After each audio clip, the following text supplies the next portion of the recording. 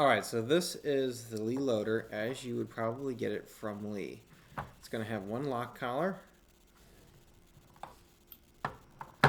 and then there are two ends to it. These two ends, all they do is perform a spacing function.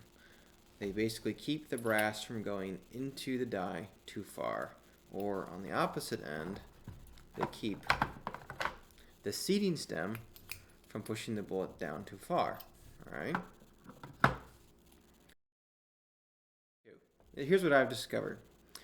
I basically took this end, put it into a vise with wood blocks around it, obviously, to protect the threads.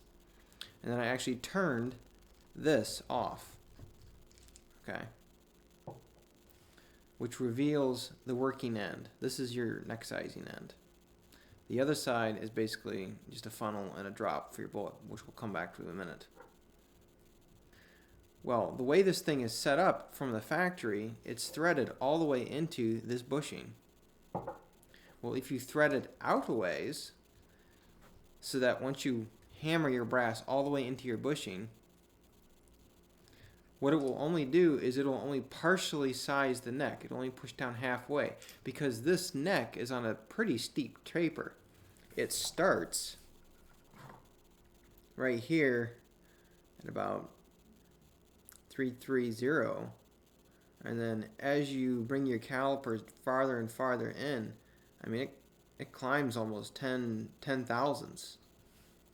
So by just threading this out farther, and then what you do is you buy another one of these lock rings with a little rubber O-ring too, and you thread it onto this end like so.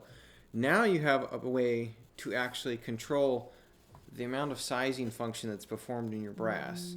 It'll make your brass last a little longer, etc. and so forth. So this right here is basically I call this the Lee loader improved.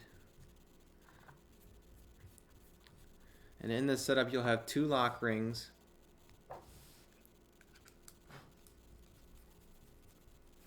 one locks and controls your seating depth function, and the other locks and controls the depth with which your brass is sized, and consequently the neck size.